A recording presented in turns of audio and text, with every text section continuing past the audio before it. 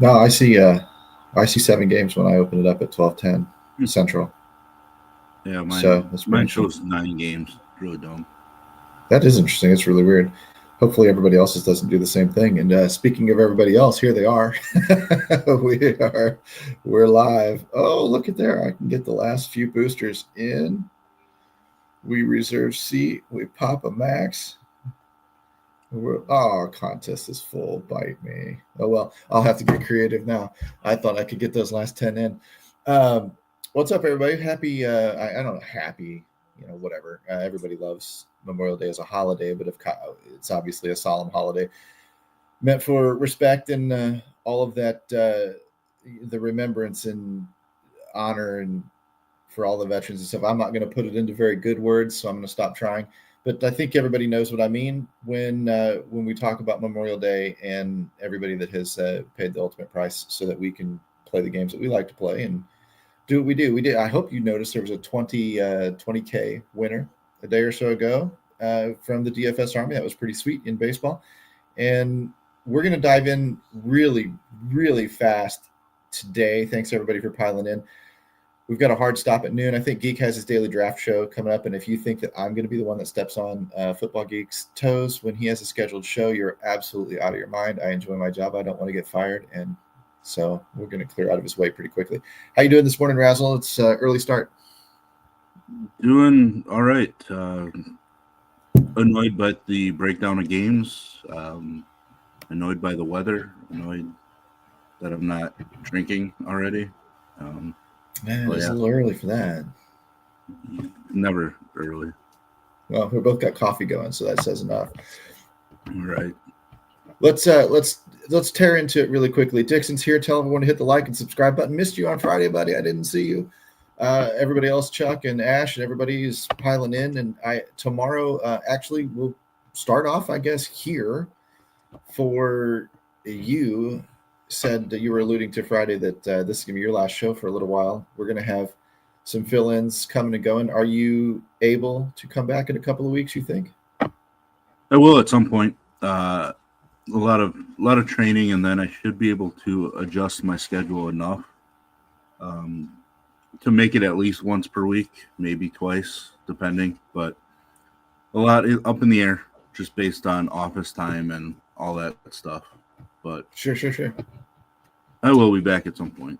Yeah, Dixon. He's just taking a day job, and it's getting in his way in terms of the timing of the show. He's not leaving DFS Army. He's not leaving somebody. He's just going to be busy for a little while. So no fear there. We're not losing Razzle permanently. I wanted to at least get that out to everybody. Let's dive into the. You can't see it on the green screen, but I'm going to read it off to you. We'll dive into the rundown. 7 game slate today. You'd said that on your app there were 9 games, which is really really weird. Hopefully nobody else is experiencing that problem. Mine showed just 7, but no, Coors is not on the slate, the earlier slate today, quote unquote Maine. We do have a major weather concern, Cincinnati at Kansas City. 88% delay chance, 50-50 in postponed chances, according to the weather station. I have our starting pitchers as the chalky ones being Crochet, Tyon, and DeGrom. I saw a pivot I wanted to ask Razzle about, of course. And stacks, chalky stacks are the New York Mets, Baltimore Orioles, and the St. Louis Cardinals, which is an interesting combination. And I've got a couple of pivots to ask Razzle about there too when we dive in and play the name Razzle's Tiers, Stacks Tiers game here in a little bit. But I'm going to let you lead off with your major concerns, where you see the weather going, what's going on with your app with the 9 game, 7 game thing, and then we'll dive into the pitching next. So take it away, buddy. The floor is yours. Well, as far as DK, it's not even through the app; it was through the web browser. But I just refreshed and went to a different contest, and it's not showing. So it's showing 7 games. Some of them might see it show 9 games, and then the LA Angels and LA Dodgers at the end of the list with no game. But a random pitcher was showing up at the bottom of my pitcher pool, which I don't know. I think it's just a DK thing, but it looks like it's fine. As far as the weather in Kansas City, I don't like it from the fact that it's going to rain all day. And I did some digging. Wasn't really much digging needed to be done. Both teams are off on Thursday. Kansas City is home Friday, so no travel needed. Cincinnati is on the road Friday, but they're in Chicago, so it's basically a stop on their way back home. So they don't really need much for a travel day on Thursday either. I think with the vast amount of rain that there's a decent shot at a PPD and they just play it on Thursday instead. Now, with that said, I didn't look at the weather for the next couple days in Kansas City, to see if there's any weather issues there.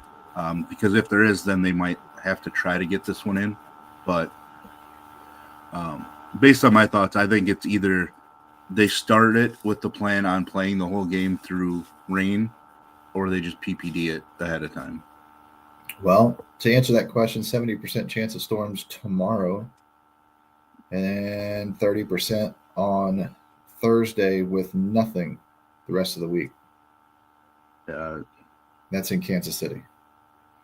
So, be that as it may. I mean, it depends on how rough tomorrow looks from a time standpoint. They would play in the evening tomorrow night because pretty much everybody plays Tuesday night. But also they wouldn't be able to try to make today's game up tomorrow, to keep an off day. So I just don't know. Wetness, it just sounds like it's going to be raining. It's not like some massive storm. No. Lightning and all that sort of thing. It's just a lot of rain.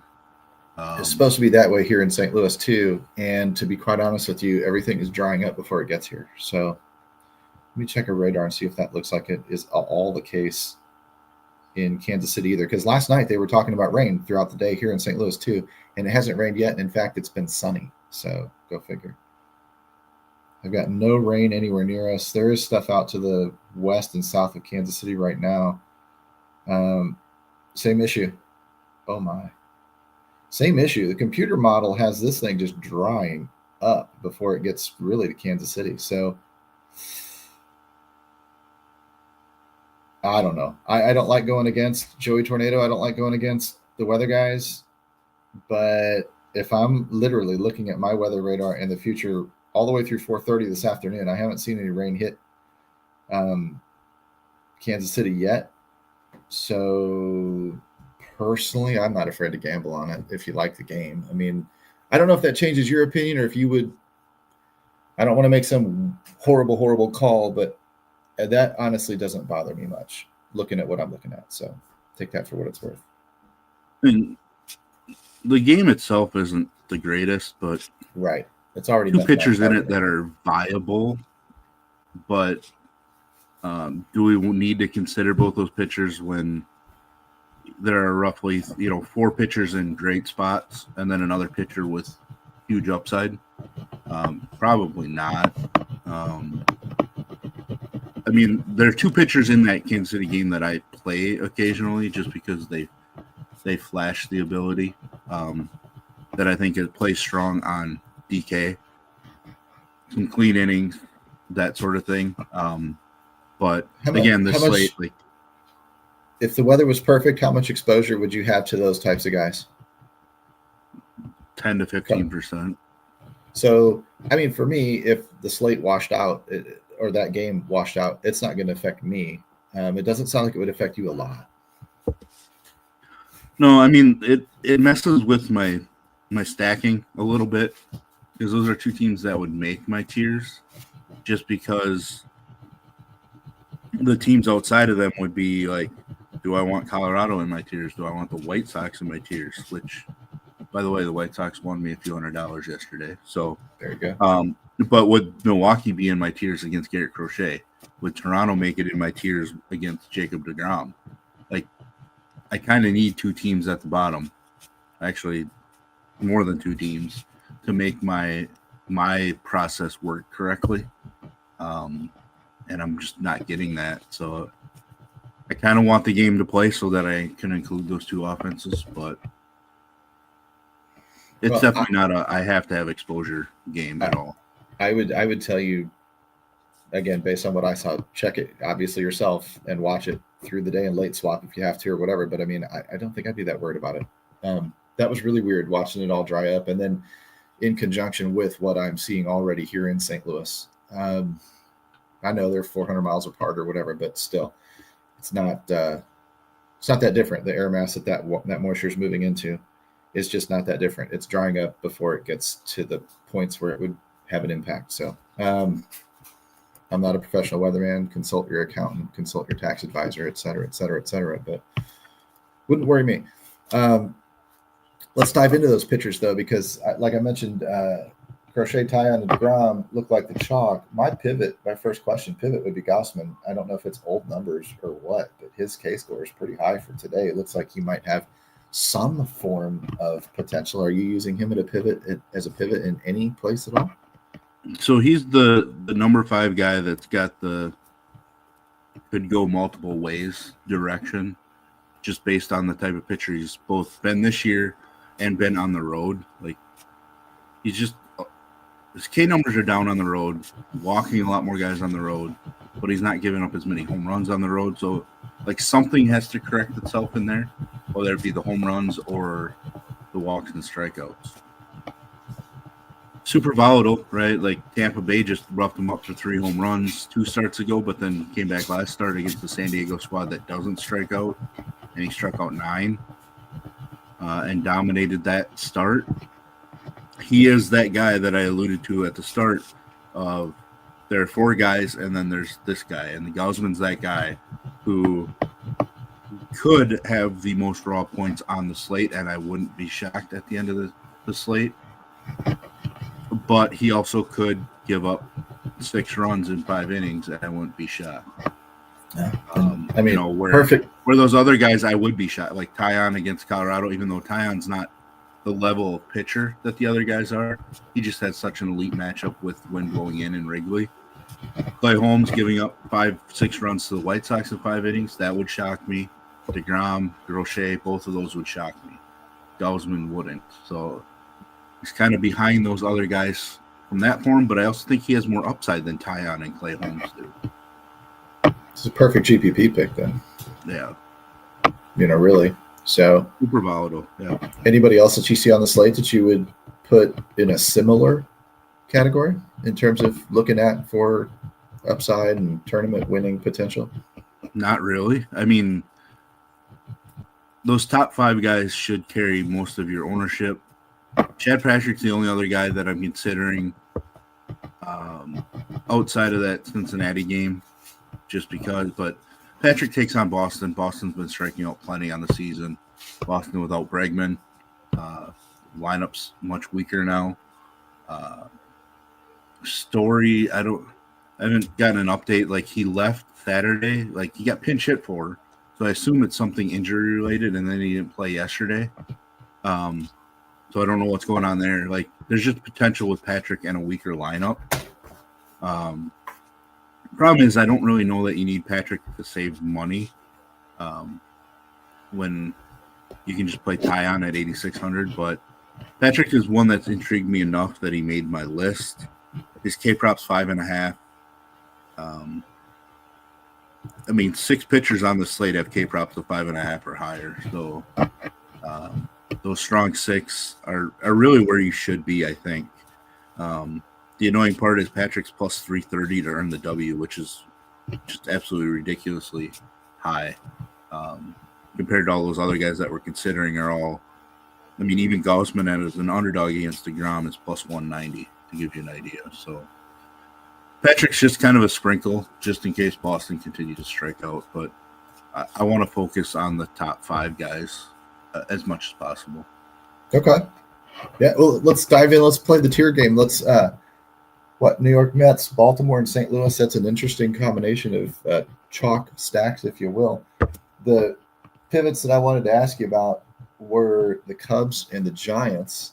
Cubs generate a ton of leverage. Again, they're just really, really hard to fully stack, and they get anything else around them. So I get that. Giants kind of surprised me a little bit. It's got to be matchup based. You mentioned a few teams that are not in your tiers. So, guys, comment who you think's in his top tier. Let's see if we can't pick off some of those top tier plays that Razzle might have rolling around in his head, because this one today, I don't know, and you didn't allude to any kind of a leaning in the beginning of the show to kind of give us a hint at who you really, really like you did Philadelphia the other day. So uh, I do want to toss out the Cubs first. I don't know how much you like them or how much you can build around them, but I'm just curious as to where they land. So I'm going to say Cubs. The Cubs did end up in my top tier.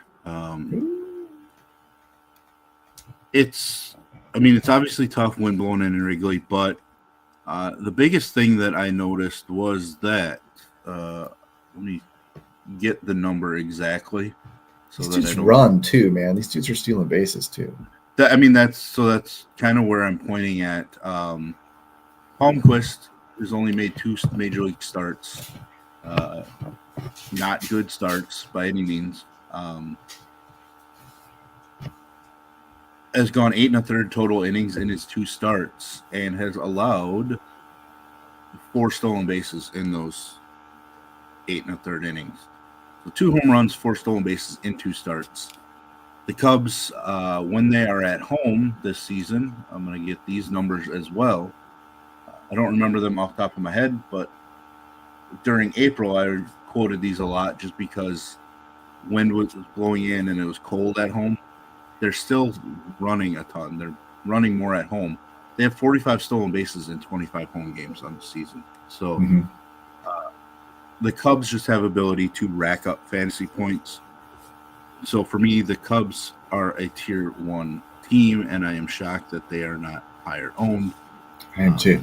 But it is what it is. That, I mean, if you struggle getting a full 5-stack in and something else that you like around it, would you force the 5-stack anyway and drop down in the order, or go to a cheaper team or something like that in a little bit worse matchup? Or would you drop to 4 Cubs and do that 4x2, 4x3 stuff that doesn't perform super well on DraftKings, just in hopes that today's the day that it does? I think I'm going to try to force a 5-man. Just because I feel like it's not just 4 guys only that stick out for me. So the couple years ago when I won the 50K with a 4-2 combination, it was legitimately because I did not believe that offense had a 5th man worth sticking into a stack. So I felt strongly about basically turning that 5th man into a one-off, which ironically both my one-offs in that build hit home runs that day. But it helps. I mean, I still think you can still make a 5-man work. Okay. Matt Shaw against left-handed pitching, perfectly fine. People probably don't play Nico Horner as much. I don't remember what Horner's price is, but stolen bases are obviously plus. And then you just try to go with, Dansby or PCA and Tucker. I think Suzuki is the one you have to jam in. He's my favorite Cubs bat. But Justin Turner's going to get pinch hit for at some point, which is frustrating, but he's also 5 for his last 9, I think, with a home run or something. So, maybe you get him for 2 to 3 at bats and he goes 2 for 2 or 3 for 3. But he's volatile in that spot. I don't think I really like Reese McGuire in a left on left with the wind blowing in. Plus, I don't really want to chase him hitting 2 home runs yesterday. Right. I will get to. I want to get to Ken's questions here in a minute. When we keep throwing, we saw Mets. I saw the Mets in there. That's the only other suggestion that I've seen. Guys, it's a good game to guess. You just want to know if you're right or wrong. Are the Mets also in your top tier? They are, unfortunately. I say unfortunately because it's been super cold in May. I haven't updated the numbers since Friday or when I really quoted it, but they're basically averaging 3.5 runs a game in all of May. Over the last 2 weeks or week and a half, it's more like 2.5 runs per game. So the Mets offense themselves just have not been great. I just think that on this particular slate, like Hauser's one of the weakest pitchers to pick on. I debated going with either San Francisco or Detroit in the top tier, but Detroit's cooled off a little bit. San Francisco is just really tough to 5-man stack that team. Right. They've cooled off, like their bats have cooled off too. So like there's just a lot of teams that have warts on them for today's slate. So it's really going with who's less or just who, not looking at recent trends, which offense has the most upside, and that's probably got to be the Mets with the Cubs. So did you stay with just the two teams? Did you actually, is this one of those days where you had a magical third team in tier one, or did you just do the two? Just the two. Feels like a day where I should have just had one, to be honest, but we'll go with two. We'll go with two. Right. All right. Well, I saw Cardinals mentioned. I saw Detroit mentioned. Let's go with Harlock, and let's use the Cardinals and see if they hit tier two for you. The Cardinals are in tier two. Good guess. Harlock. Charlie Morton has looked better in his last 3 outings, but still, there's a lot of home runs being hit in Baltimore so far this season. I believe it's the number 1 ballpark for home runs on the year so far. So we want to stack them. It's just St. Louis just never feels like a great 5-man stack to me. So they're going to have to hit a lot of doubles. Yeah. There's not a lot of power in that lineup. They have to hit a lot of doubles or steal bases. And for as fast as they are, they don't steal enough bases. That part's insane. You hear the media here in St. Louis, oh, they're aggressive on the base paths this year. I'm like, I'm going to question that. But Roger said he really likes Detroit against Birdsong. Is Detroit in tier 2? Detroit is in tier 2. Good guess, again, boys. A bunch of bats that are kind of struggling a little bit, but I really wanted to attack Birdsong with left-handed bats. He's had some struggles against lefties so far. He's coming off of a pretty strong start against Kansas City, but it's not a spot I'm worried about. It's just, do we get Kerry Carpenter and Riley Green to show up, really, with Colt Keith? Sprinkle in Torkelson or Dingler or even, who am I forgetting? Gleyber Torres. But just like I mentioned, there's not a lot of offenses that are clicking right now that are on this slate. It's really interesting because I'm going to guess that based on your tone, San Francisco did not make tier 2. They ended up in tier 3. Yeah.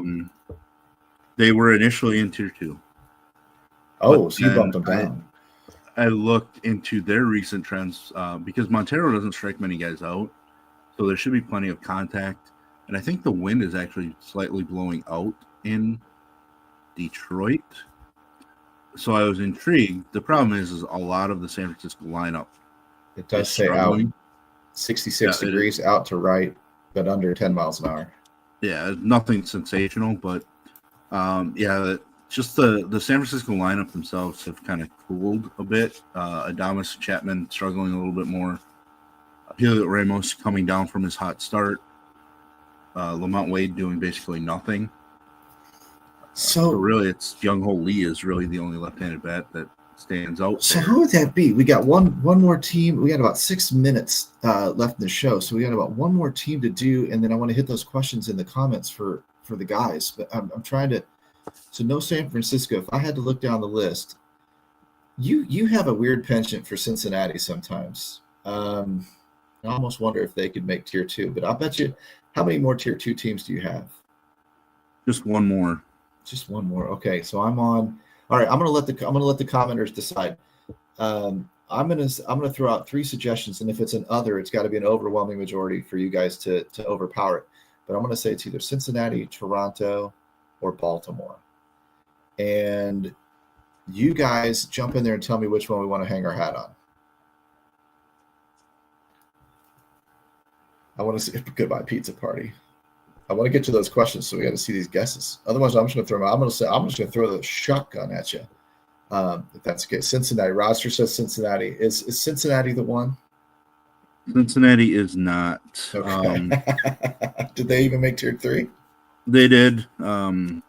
If the weather's fine, they're tier 3.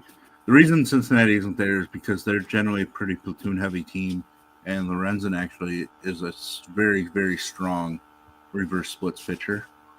So that's kind of why I like Lorenzen a little bit, because Cincinnati should be left-hand heavy to a degree, and that plays into Lorenzen's hands a bit. Plus the ballpark's not the best for offense in Kansas City.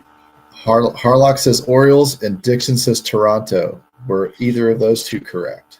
No, I mean, Baltimore started out there and they dropped down. They're just not playing that well, and they don't have great history against Fetty, even though Fetty is. Toronto, no, because I can't put a team facing Jacob deGrom in tier 2. Makes sense. Since nobody's going to get it's Boston. I was going to say it leaves Boston. I was just going to go vertically down the leverage stacks list, and Boston was the first one out. So really, it's just simple because Duran, Devers, maybe Abreu, 1, 2, 3 in the lineup. Okay. A ton of power upside. Narvaez, surprising catcher, hitting extremely well, and then Marcelo Meyer, big time prospect, is up now. So maybe there's some explosiveness in that top half of the lineup. Basically just purely an upside play in tier 2. Otherwise, based on recent trends and everything, I would think they're at tier 3, but I had to put some teams in. Sounds fair. Let's hit these questions and then let's put a bow on this bad boy. Ken asked if you had whipped cream in your coffee. I'm kidding. Ken asked, always have whipped cream on my coffee. McGuire over Barnhart to finish off a Cubs stack, $5 single entry. Would you do it? I just don't like McGuire today and left on left. Chasing random 2 home run game yesterday in a different ballpark. Dixon asks, is Skubal the best pitcher in all of MLB? If not, who's doing better? I actually think Zach Wheeler is the absolute best pitcher right now in baseball. Skubal, definitely probably number 2, but Zach Wheeler is just super and ridiculously impressive. Skubal has the ability. Obviously, he showed it yesterday. Is Little finally going to get cooked? Probably not on that slate, but the weather in Tampa Bay again is right for a lot of home runs again. So I just don't love the Minnesota offense. I know they've been winning a ton of games, but it's been based on their pitching staff. But I like Little more than Chris Paddock in that game. That's for sure. If you had to pick one, gun to your head, PCA or Kyle Tucker? Tucker, because he's been better against left-handed pitchers than PCA. I don't hear a knock on the door for the pizza party. Raz, is it affecting Chris Paddock that he just had his woman stolen from him by another pitcher? I need more data on that. I haven't heard about that, so it kind of depends on who stole his woman. Who stole his woman, right? That's if never it's on a good the sign. team or if it's on an opposing team. Maybe it was a softball pitcher. Yikes! I mean, maybe that motivates him. He hasn't been horrendous recently, so I just think that's funny. Oh gosh, I had something on the tip of my head and it just disappeared. Appreciate all the questions, and of course, love the strategy, love the mind, Razzle. Hopefully, we get you back here sooner rather than later. And for everybody else, salute to Veterans Day, and everybody out there, go have a happy one. Go make it a good one. Barbecue, hang with the kids, win lots of money, all that good stuff. Appreciate you too, Rick. And we're going to clear the way for Geek to get in here and have his daily draft show. So I would assume that a lot of you guys just either pop out and come back in. But thanks for the 70 plus of you guys that tuned in. We're just under 30 seconds for me, for Razzle, for DFS Army. We're going to send this one to the moon. Razzle, final words? Let's just hope some team scores 7 or more today. Otherwise, it's just going to be gross. Good enough for me. We're out of here, folks. We'll see you all. We'll see you all tomorrow when I have a special guest with me. So talk to you tomorrow. Later. Peace.